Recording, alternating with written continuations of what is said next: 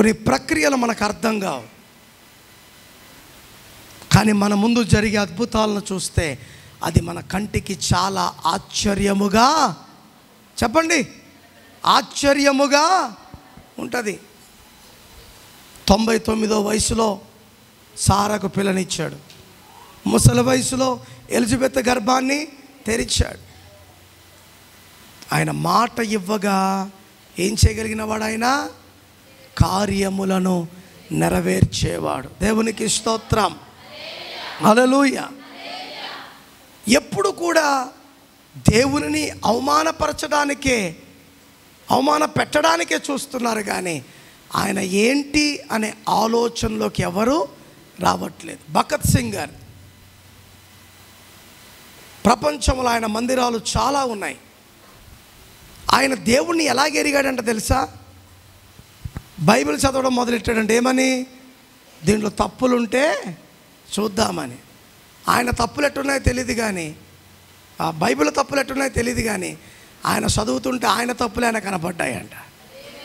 అంటే బైబిల్ భూత వర్త భవిష్యత్తులను, చెప్పండి, భూత వర్త భూతలో ఇది జరిగింది. ప్రజలు ఇంత వ్యతిరేకముగా ఉన్నారు, వర్తలో ఇలా జరుగుతుంది, భవిష్యత్తులో ఇలాగా జరగబోతుంది. చెప్పడం తప్ప? చెప్పండి, చెప్పడం తప్ప? చెప్పకపోవడం తప్పు. హలో, చెప్పకపోవడము. డాక్టర్ కాడికి పోయి నేను చెప్పాను అన్నావు అనుకో, ఏం భాస్కర్ సూది పొడుస్తాడా, మందులు రాస్తాడా? ఎందుకు? చెప్పండి. ఉన్నది ఉన్నట్టు కొంతమంది సిగ్గుపడి అసలైంది చెప్పరు, పైవి చెప్తారు. వాడు పైకే మందులు ఇస్తాడు, అసలుది తగ్గదు. అవునా కాదు? చెప్పండి, అవునా? చెప్పండి. ఉన్నది ఉన్నట్టు చెప్పారనుకో, అక్కడ ఏ దాపరికము, చెప్పండి, మాట్లాడినమ్మా. ఇప్పుడు బైబిల్ కూడా మన దగ్గర ఏమైనా దాపెట్టాడా? బైబిల్ దేవుడు దాపెట్టాడా? వారు చేసిన తప్పులతో సహా అంతటిని బయటకు పెట్టాడు. నేను ఒక మాట చెప్తాను. చాలామంది దేని హైలైట్ చేస్తారంటే యోబు కూతుర్లతో పాపము చేశాడని మాట్లాడుతున్నారు, కానీ అక్కడ యోబు చేయలేదు. యోబు క్షమించండి, యోబు లోతు, అర్థమవుతుందా? లోతు చేశాడు తప్పు, కూతురు చేశారా? మీరు బతుకున్నారు లేదన్నట్టు ఉల్టా చెప్పిన, బాగానే బతుకున్నారు మీరు, చాలా సంతోషం. యోబా లోతా? లోతు చేసింది తప్ప. ఇప్పుడు నీకు తెలియదండి, నువ్వు తాగే దాంట్లో మందు కలిపిచ్చేశారు, నీకు తెలుస్తుందా? మంచోళ్ళు కదా, నా బిడ్డలే కదా, నా కుమారులే కదా అని ఇచ్చారు, తీరా చూసే దాంట్లో ఏముంది? మత్తులైనప్పుడు ఏం చేస్తున్నారు ఎవరికైనా తెలుస్తుందా? ఈ తప్పు ఎవరు చేశారు? కూతుర్లు. యోబు చేయలే, క్షమించండి, లోతు చేయలే. ఎందుకంటే ఈ మధ్య కొద్దిగా లోతు గురించి, దావీదు గురించి బాగా అధ్యాయాలు చేస్తున్నాను, అందుకు తొందరగా వచ్చేస్తుంది అది. లోతుతో గనుక కుమార్తెలు ఏంటి నాయన మా భవిష్యత్తు, ఏంటి నాయన మా పరిస్థితి ఏంటి అని అడిగినంటే, భయపడొద్దమ్మా, ఇంతవరకు దారి చూపిన దేవుడు అద్భుతమైన ద్వారాలు మీ కొరకు తెరుస్తాడు అని చెప్పునేమో. వారు ఆ మాటలు అడగకుండా పనికి మళ్ళా పని చేయడానికి పూనుకున్నారు. అందుకే చరిత్రలో ఎక్కడ కూడా వారు కనబడరు. ఇంకా చేతులారా నీ నాశనాన్ని నువ్వేం చేసుకున్నావు? కొని తెచ్చుకున్నావు. విధేయత లేదు అక్కడ. నిజంగా చెప్పాలంటే దేవుని మాటకు విధేయుడుగా ఉన్నవాడు లోతు. చూడొద్దు అంటే దానిని కనీసము చూడాలనే భావన కూడా చంపేసుకున్నాడు. నా దేవుడు చూడొద్దు అన్నాడంటే చూడకూడదు అంతే, చూడమన్నాడు అంటే చెప్పండి రే కళ్ళు మూసుకోండి అని పిల్లలు అన్నావు అనుకో,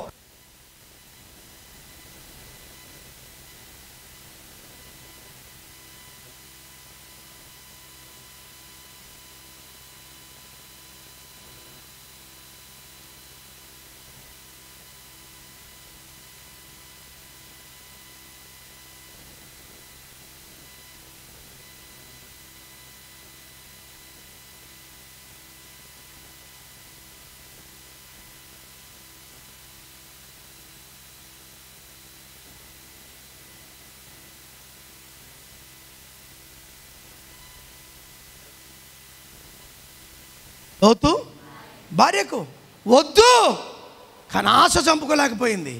ఈ పొలం, ఈ ఇల్లు, అబ్బా ఈ వరండా, ఈ బిల్డింగ్, అబ్బాబ్బాబ్బాబ్బా చూసేమైందంట, ఉప్పు స్తంభం, నేటికి కూడా ఉప్పు స్తంభంగానే నిలబడిపోయింది. కారణం అవిధేయత. చెప్పండి, అవిధేయత. ఇప్పుడు నేనంట విధేయత కలిగిన లోతుతో పాటు ఉన్న కుమార్తెలు ఆ విధేయతలోనే ఉండింటే వారి జీవితాలు అనేక మందికి ఆశీర్వాదకరంగా ఉండను. కానీ లోబడక వారు ఏం తెచ్చుకున్నారు? శాపమును కొని తెచ్చుకున్నారు. ఏం తెచ్చుకున్నారు? శాపమును. నేను అదే అంట, బుద్ధి గడ్డి తినకూడదు. ఎప్పుడు బుద్ధిలాగే ఉండాలా, గడ్డిలాగే ఉండాలి. నేను అదే అంట కదా, గడ్డి తిన్న బరుగొడ్డు శ్రేష్టమైన పాలు ఇస్తుంది. ఆ పాలల్లో మనకు ఎన్నో పోషణలు దొరుకుతున్నాయి. మరి గడ్డి కంటే శ్రేష్టమైన విలువైన తిండ్లు తింటున్న మనం కక్కుతున్నది విషం. మనకంటే ఏది మేలు? అందుకే బరిగొడ్డు పేడ కూడా వాడుకుంటారు పిసకడానికి. చూసారు ఎంత మరి? మనం నవ్వుకుంటాం, అదే మేలు అనిపిస్తుంది. మనకు అన్నీ ఇచ్చినా ఏం చేస్తున్నాం? నేను అదే అంట, పాముకు జానడే విషం, మనిషికి నిలువెల్లా విషమే. పాముకు 2 నాలుకలు, కాటు నాకు 2 నాలుకలు, బుష్ అంటది అనుకుంటున్నావా? బుష్ అంతే. మనకు ఒకే నాలుక, మాటలు. నిన్న పెళ్ళి 3 గంటలకు అయింది. మాకు 3 గంటలకే జ్ఞాపకాలతో కూడుకుందని భోజనం చేయకుండా వచ్చేసాం. పాపం మొన్న వాళ్ళు వచ్చి ఇల్లు ఓపెనింగ్ ఉంది, నిన్న భోజనానికి రండి అన్నారు. అటు పోలేక ఇటు పోలేక ఏం చేయాలో అర్థం కాలే. ఆఖరికి దేవుడు ఊరుకుంటాడా? నా కొడుకు అట్టాంటి పని నా పనే కదా చేస్తుందని బిర్యానీ తెప్పించినాడు మాకు. ఒక ఆయన పోయి ఏం తెచ్చినాడు? పాస్టర్ అమ్మకి నాకు బిర్యానీ తెచ్చినాడు. పావుతొక్క 3కి అయ్యింది. 3 గంటలకి మాకు ప్రార్థన ఉంది. ఏది?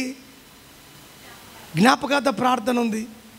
ఆమె అనింది, ఫస్ట్ జ్ఞాపకార్థానికి మీరు లేటుగానే వచ్చినారు, ఇప్పుడు కూడా లేటుగా, మా వానికి ఎందుకు ఇట్ట అవుతుందని బాధపడింది విధవరాలు. అయ్యో పాపమ్మ, 10 నిమిషాలన్నా ఉందామని మేము ముందు పోతే, సార్ సాయంకాలం 6 గంటలకు పెట్టుకుందాం సార్ అన్నారు. ఏంటి సంపుతీవి కదమ్మా, అక్కడన్నా తిని రాకపోతుంది అని క్యారేజ్ పంపిద్దాంలే అనుకున్నాం. తీరా అక్కడ నుంచి డ్రింగ్ అని ఫోన్ వచ్చి, సార్ ఈడ కూడా వంటలు అయిపోయినాయి, మళ్ళా చేస్తున్నారు సార్ అన్నాడు. గుండె బయలిపోయింది ఓరని. సర్లే వెళ్ళిపోదాం దానేపాటికి ఒక ఆయన ఉండండి సార్ అని రుమాల్ రోటీ, చికెన్ కర్రీ, మళ్ళీ బిర్యానీ తీసుకొచ్చాడు. దేవునికి స్తోత్రం, హల్లెలూయా. అంటే నేను ఇక్కడ ఏమంటున్నా, దేవుని పనిలో మనం ఉన్నప్పుడు మన అవసరత దేవుడు అటు వెనక్కిపోయి ఉంటే ఏమి దొరక్కపోను, ఇటు వీళ్ళని నమ్ముకుని ఉంటే సాయంకాలం భోజనాలు. మా పరిస్థితి ఏంటి? దేవుడు మమ్మల్ని ఆకలి ఉండనిచ్చాడా? చెప్పండి. ఆలస్యమైండొచ్చు, కానీ శ్రేష్టమైన ఆహారాన్ని అదే అంట. దేవుని మాటకు మనం విధేయత కలిగి ఉన్నప్పుడు ఎప్పుడు కూడా ఆయన విడిచిపెట్టడు. నా పిల్లలు నా మాట వింటున్నారు కనుక ఖచ్చితంగా నేను వారికి సహాయము చెయ్యాలి అని అనుకుంటారు. దేవునికి స్తోత్రం. అందుకే 2 విషయాలు మీకు చెప్పాను, 2 విధేయతలు. మొట్టమొదటి విధేయత ఏంటంటే తెలుసా? Constructive obedience. అంటే నిర్మాణాత్మకమైన చెప్పండి విధేయత, నిర్మాణించుకోగలిగిన విధేయత. ఏంటది? లూకాసు వార్త 22వ అధ్యాయము 39 నుంచి 46 వచనాలు చూసుకుంటే అక్కడ ఏం జరుగుతుందో తెలుసా? ఒలీవల కొండలో యేసు ప్రభువారు ఏం చేస్తున్నారు? ప్రార్థన చేస్తున్నారు. ఎవరిని తీసుకెళ్ళి? శిష్యులను తీసుకెళ్ళి. ఆయన ఏమని ప్రార్థన చేస్తున్నాడు? ముందు ఏం చెప్పాడు? మీరు శోధనలో పడకుండానట్లు ప్రార్థన చేయండి. వారి యొద్ద నుండి రాతివేత దూరము వెళ్ళి, కొంచెము దూరము వెళ్ళి మోకాళ్ళు ఉండి తండ్రి ఈ గిన్నె నా యొద్ద నుండి నీ చిత్తము అయితే తొలగించుము, అయినను నా ఇష్టము కాదు నీ చిత్తమే సిద్ధించును గాక. హల్లెలూయా. అక్కడ ఒక మాట ఉంటది, దేవుని దూత ఆయనను బలపరిచిందంట. దేవునికి స్తోత్రం. హల్లెలూయా. నేను చేయగలుగుతానా? నిలబడగలుగుతానా? ఇంతవరకు చేసింది ఒక ఎత్తు, ఈ ఆకరణ చేయబోతున్న త్యాగము ఒక ఎత్తు. నీ చిత్తమైతే ఈ గిన్నెను నా నుండి తొలగించు అని మరలేమంటున్నాడు. నో, నా ఇష్టము కాదు నీ చిత్తం, నీ మాటకు లోబడ్డానికి మాత్రమే నేను ఇక్కడ ఉన్నాను. ఈరోజు దేవుని మాటకు మనము లోబడాలంటే మనకు ఉండవలసిన స్థితి ఏంటో తెలుసా? ప్రార్థన. ఏముండాలా చెప్పండి? అవ్వ కావాలి, బువ్వ కావాలి. ప్రార్థన అడుగుతారు, మళ్ళా జాతకాల దగ్గరికి వెళ్తారు, మళ్ళీ తాయితులు తెచ్చుకుంటారు, మంత్రాలు తెచ్చుకుంటారు, తంత్రాలు తెచ్చుకుంటారు. అందుకే దేవుడు ఒక్కసారి విడిచిపెట్టాడా, ఈ ప్రపంచంలో ఎవడు వాడిని బాగు చేయలేడు. జాగ్రత్త. అసలైన దగ్గరికే వచ్చి అడిగే దమ్ము నీ దగ్గర లేకపోతే దేవుడు కార్యం చేస్తాడా? రేచల్ చేస్తాడా?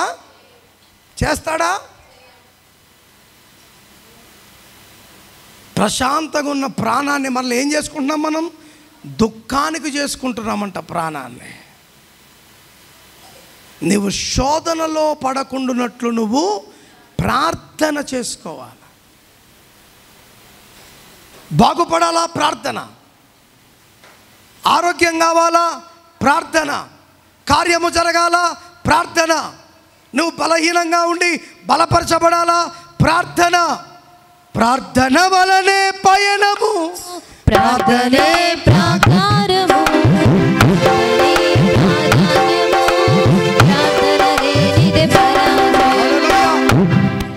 ఏంటి?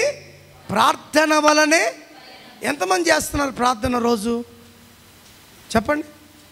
ఏమని ప్రార్థన చేస్తున్నారు?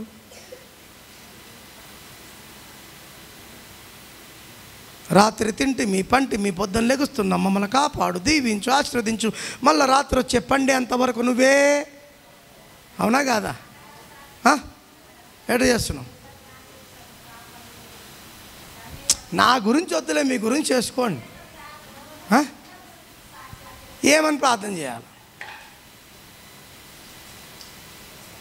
ఈడ కొట్టం చర్చ్ ఉన్నప్పుడు మా మహిమరాజు ఇంట్లోకి చూస్తే పొద్దున్నే మోకరించి ప్రార్థన చేస్తూ ఉండేవాడు.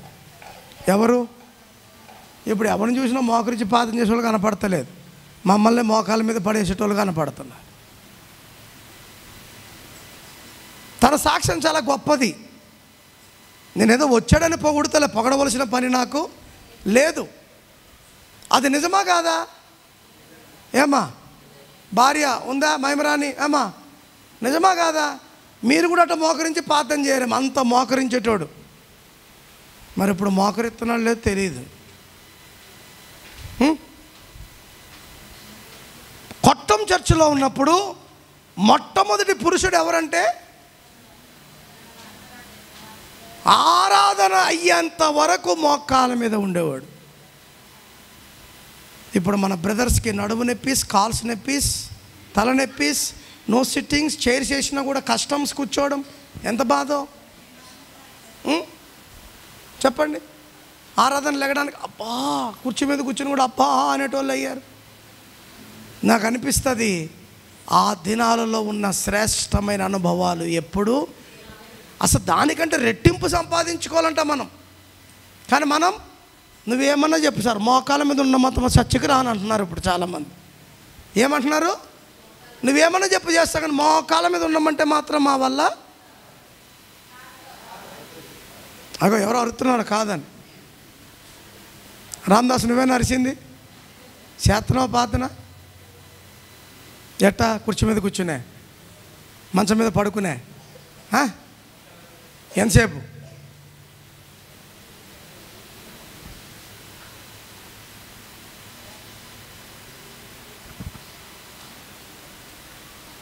దేవుడు కోరుకునే ప్రార్థన ఏ ప్రార్థన చెప్పండి? మోకాళ్ళ. ఒక ఆయన ఇలాగే మోకాళ్ళ మీద ప్రార్థన చేస్తూ, ఆ యెజబెల్ నన్ను చంపేస్తుంది, నా వల్ల కాదు, ఇంకా నన్ను నువ్వు చంపేయని ప్రార్థన చేసి చేసి చేసి బద్రీ వృక్షం కదా అలాగే పడిపోయాడు.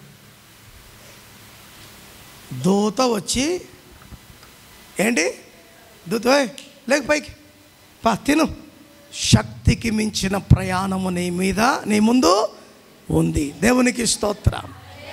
తిన్నాడు. కొన్ని వారాల వరకు మనోడికి ఆకలే, అంటే ఆహారం అంత శక్తిని ఇచ్చింది. అంతా కోల్పోయింది అనుకుంటున్నావు.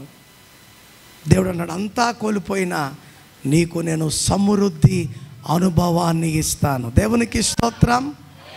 హల్లెలూయా. మంచిగా ఉన్న అననీయ సఫేరాలను కూడా సాతాను ఏం చేసింది? మాట్లాడాలా చెప్పండి? నీ కొరకు ప్రాణమైన ఇస్తారన్న పేతురు కూడా 3 సార్లు అబద్ధము జరుగుతాయి జీవితాల్లో. జారిపోతాం, పడిపోతాం.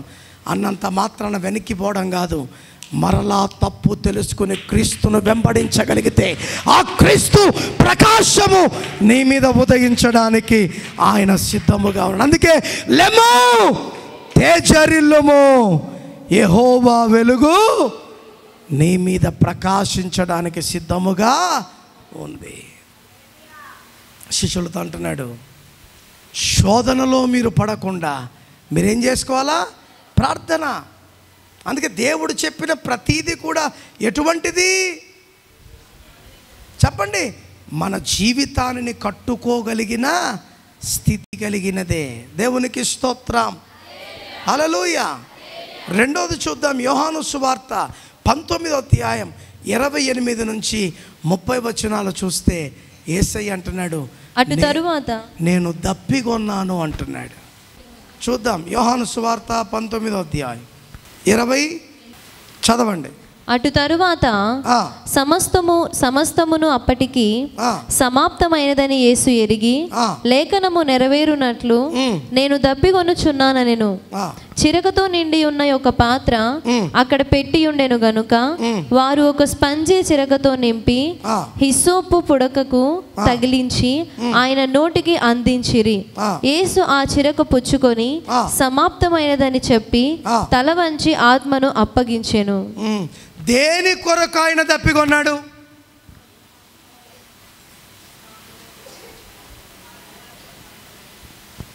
సిలువలో కూడా ఒక ప్రాణాన్ని కాపాడగలిగిన శక్తిని ఇచ్చావు.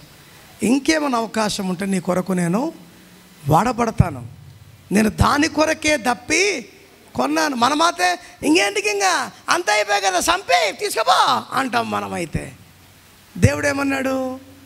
I'm still trustee. అందుకే అంటున్నాను కదా, ఈరోజు దేవుడు మనకిచ్చిన వరమైన భాగ్యం ఏదైనా ఉందంటే ఆయన దర్శనములో మనము కూడా ఉండడమే, ఆయన భారమును మనము కూడా మోయడమే. నేను ఈరోజు అంట, ఈ భారము మొట్టమొదటిగా నీ కుటుంబం ఎడల ఉంటే, నీ కుటుంబమే నీ ఊరిలో అనేక మందిని ప్రభు యొద్దకు తీసుకొచ్చే కుటుంబముగా దేవుడు చేయగలుగుతాడు. అయితే ఆ కుటుంబం ఎలాగ ఉండాలి? దేవుని ఎదుట నమ్మకమైన కుటుంబముగా ఉండాలి. దేవుని చిత్తమును నెరవేర్చే కుటుంబముగా ఉండాలి. అందుకే విధేయత చాలా ప్రాముఖ్యం, చాలా ప్రాముఖ్యం. నీ చిత్తమైతే గిన్నెను తొలగించని, లేదు లేదు లేదు, నీ గిన్నెను తాగుతాను, నీ మాటకు నేను లోబడతాను. రెండో మాటలో ఏమంటున్నాడు? అయ్యా నేను ఇంకా నీ కొరకు దప్పికొన్నాను. హల్లెలూయా. నీ మాటకు నేనేమవుతాను? వారు చేదు చిలకను అందించారంట. ఆ చేదు చిలకను పీల్చుకొని సమాప్తము అయినది. నాకు ఈ మాట చదివినప్పుడు అనిపించింది, నిజమే కదా, దేవుడు మన కొరకు అంత ప్రయాసపడి తన ప్రాణాన్నే లెక్క చేయకుండా అప్పచెప్తే మన కొరకు మనము చేదు అనుభవాలను మిగిల్చాము, కానీ నువ్వు పడిన దాని కొరకు మేము మారిపోయామనే తీపి జ్ఞాపకాన్ని ఆయనకు మనము మిగల్చలేకపోయామని బాధేస్తుంది. ఎరిగి ఎరిగి తప్పులో పడుతున్నాం. ఎరిగెరిగి తప్పులు చేస్తూ ఎప్పుడో 2024 సంవత్సరాల కిందట నీ కొరకు సిలువలో వేలాడబడిన యేసు గాయములను ఇంకా మనం ఏం చేస్తున్నాం? రేపుతూనే ఉన్నామే. అసలు గాయమును రేపిన తోమా మారి ఈ భారతదేశానికే క్రీస్తు సువార్తను ప్రకటిస్తే ఆ సువార్త అంతా విన్న మనము ఇంకా యేసు గాయములను ఏం చేస్తున్నామంట? రేపుతూనే ఉన్నాం. జాగ్రత్త. ఉందా విధేయత? కష్టములలో విధేయత, లేమిలో విధేయత, సమృద్ధిలో విధేయత, ఉన్న విధేయత, లేకపోయినా విధేయత. ఉన్నామా? అందుకే ఈ మాదిరికరమైన స్థితులన్నిటినీ మన ముందు దేవుడు ఎవరి కోసం నిలిపాడు? నా కోసము నిలిపాడు. నా కోసమే, మన కోసం కాదు సుమి. ఎవరి కోసం? నా కోసం. నా కొరకు ప్రయాసపడి నా కొరకు ఒక మంచి స్థితిని ఉంచాడు. ఆ మంచిని నేను వెంబడించి ఆ మంచిలో నేను కొనసాగితే క్రీస్తు ఇచ్చే విధేయతలో నేను నానాటికి అభివృద్ధికరంగా ముందుకు సాగే కృప దేవుడు నాకు అనుగ్రహిస్తాడు. అందుకే ఫిలిప్పీయులకు రాసిన పత్రిక 2వ అధ్యాయం 5వ వచనం నుంచి 11వ వచనం మనం చూస్తే 5వ వచనం అంటున్నాడు, క్రీస్తు యేసునకు కలిగి ఉన్న ఈ మనస్సు మీరును కలిగి ఉండుడి. ఏం కలిగి ఉండాలి మనం? చెప్పండి. వెళ్ళాలి అనే మనసు లేదనుకో, వెళ్ళగలుగుతావా మహిమరాజు గారు? వెళ్ళాలి అనే మనసు లేదనుకో, పోగలుగుతావా? అది ఎంత పెద్దదైనా, అది ఎంత గొప్పదైనా ఆ మనసు లేకపోతే మనము వెళ్ళలేం.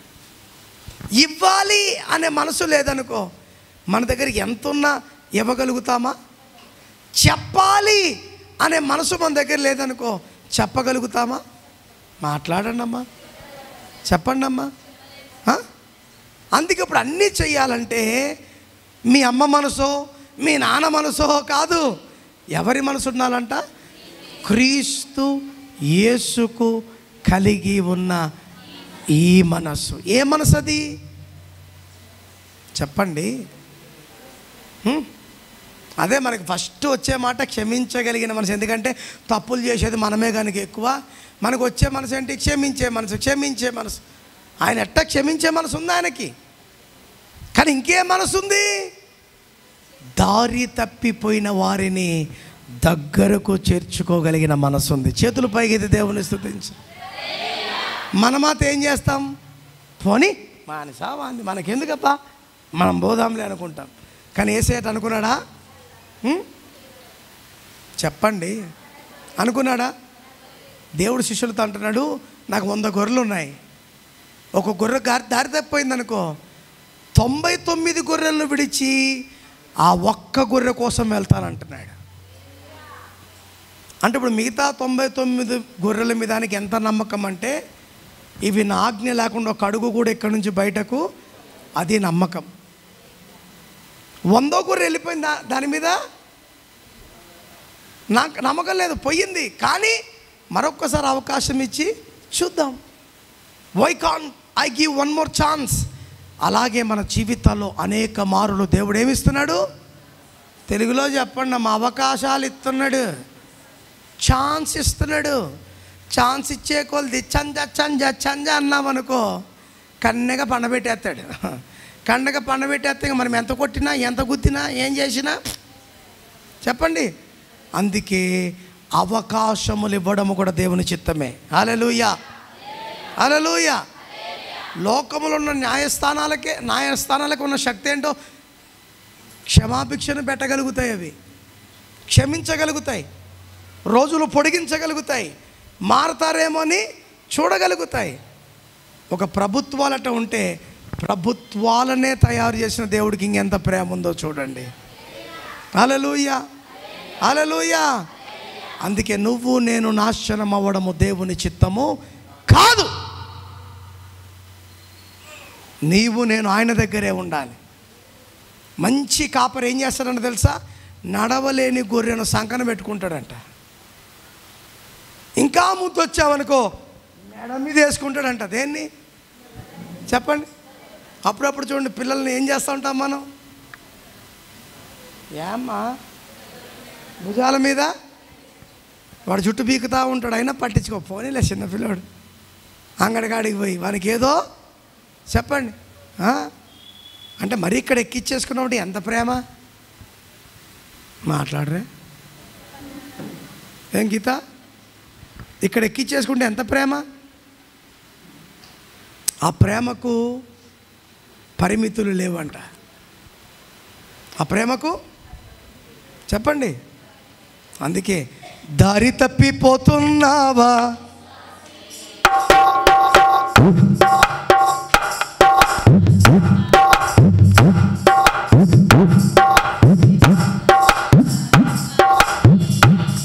స్వరం ఎత్తుతారా?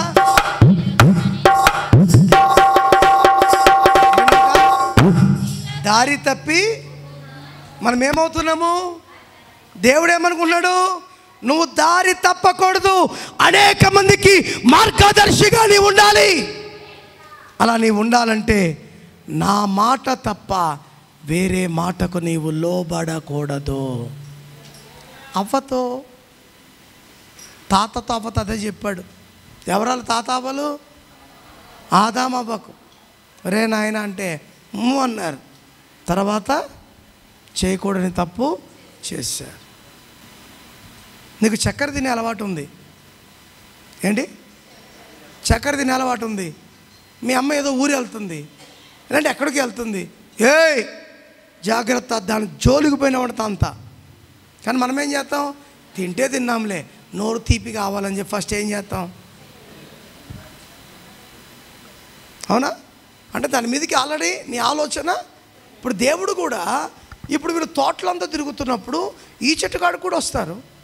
ఈ చెట్టు ఖచ్చితంగా పరిశీలిస్తారు. ఎందుకు వచ్చిన గొడవ ముందుగానే చెప్తే మంచిది కదా అని చెప్పాడు. దేవుని పొరపాటు ఏమన్నా ఉందా? ఏమన్నాడు ఆదాము అవ్వతో? చక్కగా తిరగండి, మీకు ఏది ఇష్టమైతే అది తినండి, సంతోషించండి, ఆనందించండి అన్న. ఇప్పుడు ఆ చెట్టులోనే ఒక చెట్టు, ఇది కూడా ఏ చెట్టు? మంచి చెడులా. ఇప్పుడు దేవుడు చెప్పకుండా వాళ్ళు తినేశారనుకో, దేవుడు చెప్పకుండా తినేదా దేవుడు ఏం చేయలేడు. ఇంకా తప్పు నాదే కదా, నేను చెప్పలేదు కదా. ఇప్పుడు చెప్పాడు అనుకో, చెప్పినా తింటే చెప్పండి. ఇప్పుడు దేవుంది తప్ప మానవుంది తప్ప?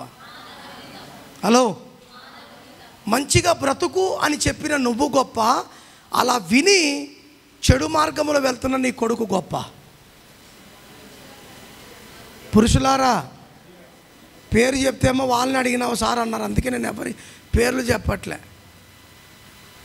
చెప్పండి చెప్పండి.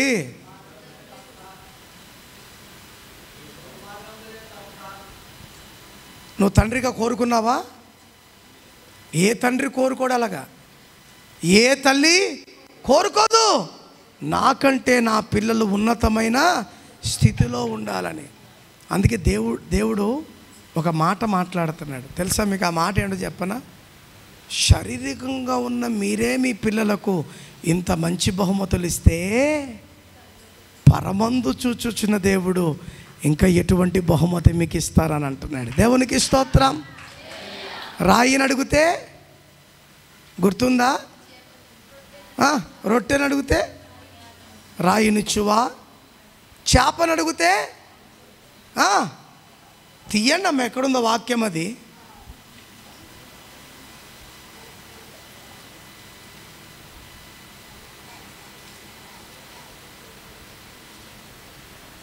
మురళి ఇప్పుడు తెరుతున్నాడు బైబిల్. తీ తీ తీ తీ మా శివారెడ్డి దాని వెతుకుతున్నాడు, దొరుకుతాలా నీకు? ఇప్పుడు నేను చెప్పినాడుగా అదే సార్, అవు అవు ఇక్కడే నేను చెప్పేది ఎందుకు ఎతుకు. రామ్దాస్ దగ్గర కూడా ఉంది బైబిల్, తెరిచినావా లేదా? అసలు ఆ మాట ఎక్కడుంది సార్, నువ్వు తప్పు చెప్తున్నావు అంటావు నన్ను. విజయుడు గారు దొరికిందా? మత్తయి సువార్త 7వ అధ్యాయం. ఏమ్మా శిరీష, నీకు దొరకలేదా? 9వ వచనం మత్తయి సువార్త. అమ్మా చూసుకోండి, మత్తయి సువార్త 7వ అధ్యాయము 9వ వచనము. మీలో ఏ మనుషుడైనను తన కుమారుడు తన్ను రొట్టెను అడిగిన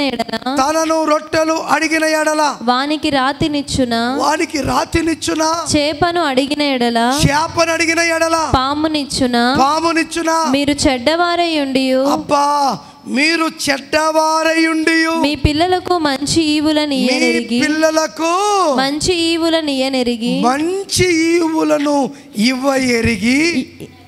ఎరిగి ఉండగా పరలోకమందున్న మీ తండ్రి తన్ను అడుగు వారికి అంతకంటే ఎంతో నిశ్చయముగా. ఎంత చక్కటి మాట అండి. ఏంటంటే అంతకంటే ఎంతో నిశ్చయముగా నువ్వు 50% ఇవ్వగలుగుతావు, నా దేవుడు 100% ఇవ్వగలుగుతాడు. ఆమేన్. ఏమంటాడు అక్కడ? ఎంతో నిశ్చయముగా మంచి ఈవులను ఇచ్చును. ఎందుకు తడబడుతున్నావు ఈరోజు వాక్యం చదవడానికి? నువ్వు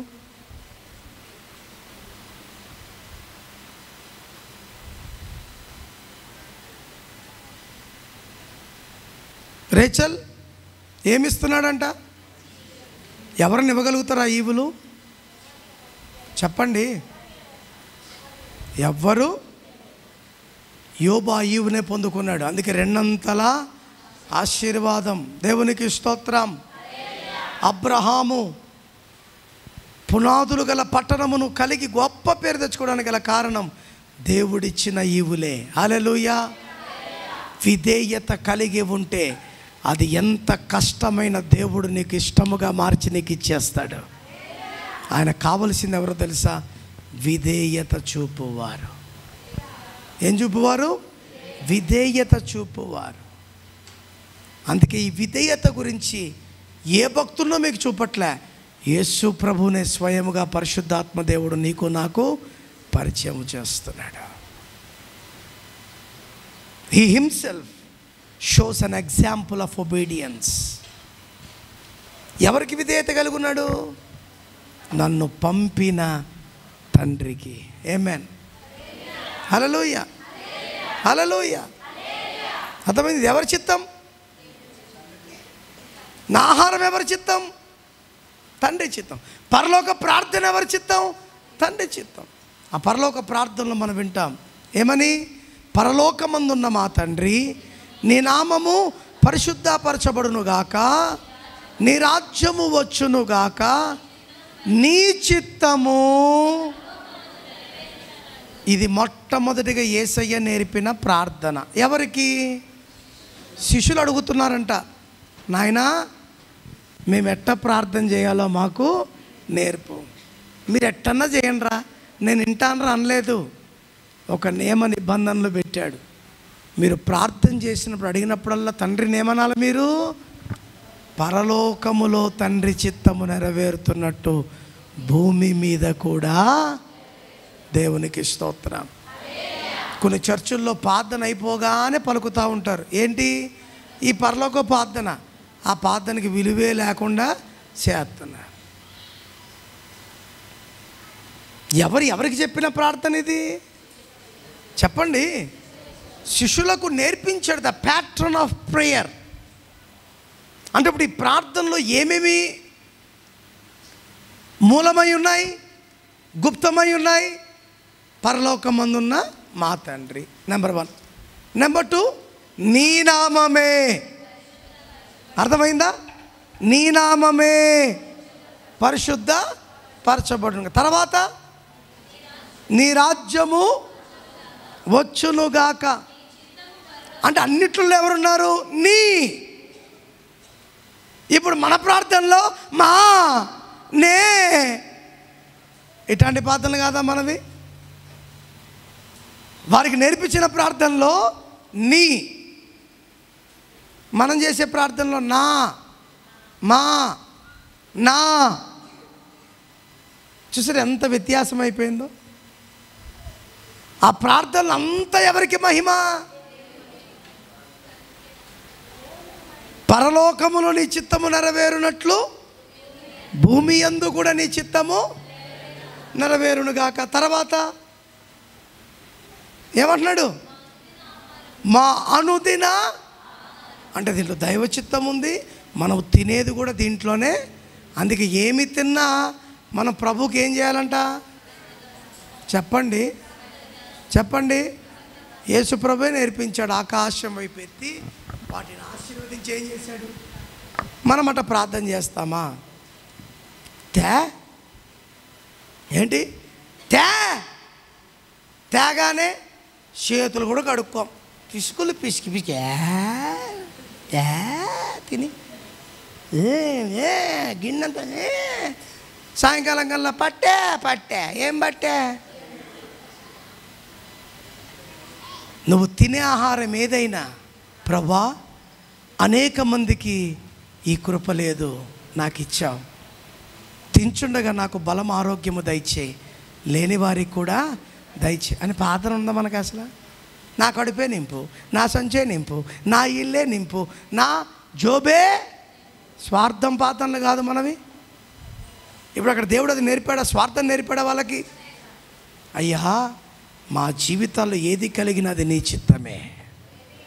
అందుకే ఉన్నా దేవుని చిత్తమే, మనము లేకపోయినా కలిగినా దేవుని చిత్తమే, కలిగి లేకపోయినా తింటున్నా దేవుని చిత్తమే, తినలేకపోయినా దేవుని చిత్తమే. ఆరోగ్యమున్నా దేవుని చిత్తమే, ఆరోగ్యము లేకపోయినా. హల్లెలూయా హల్లెలూయా హల్లెలూయా. ఆస్తి ఉన్నప్పుడు దేవుని చిత్తమే, ఆస్తి లేనప్పుడు దేవుని దూషించాడా? దేవుడికి అవిధేయత ఉన్నాడా? ఎంతమంది ఎన్ని రకాలుగా అన్నా అన్నీ ఇచ్చేవాడు ఆయనే, అన్నీ తీసుకునేవాడు ఆయనే. మనకుందా? మనకుందండి. మనసుకు నచ్చింది చేసుకుంటున్నాం, తింటున్నాం, తప్పనట్లే. కానీ అవి ఇచ్చిన దేవునికి మొట్టమొదటిగా కృతజ్ఞతలు చెల్లించాలి.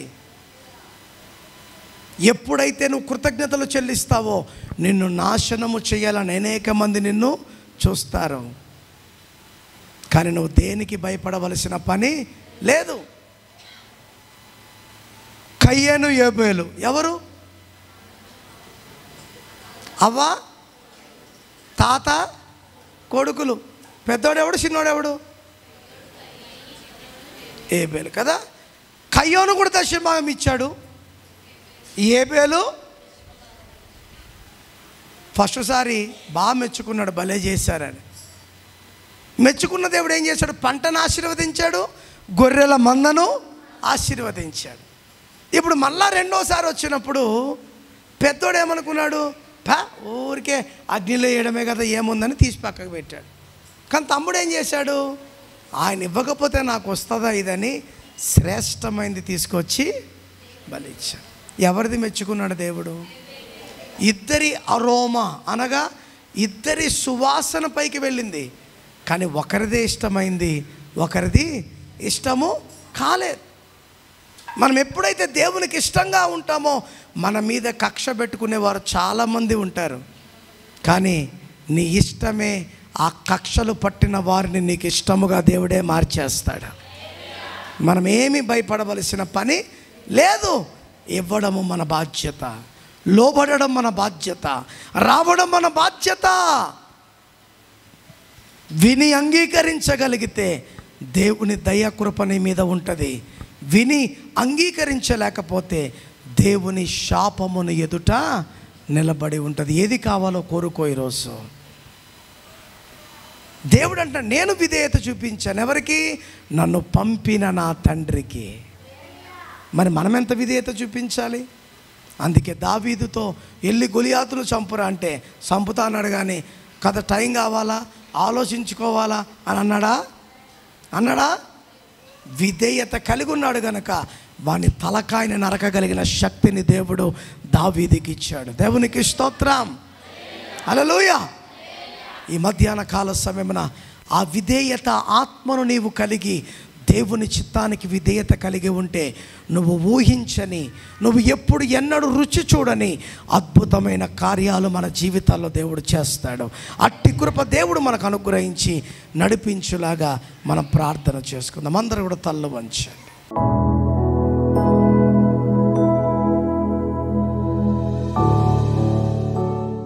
పరిశుద్ధుడా నీ పాదములకు స్తోత్రం.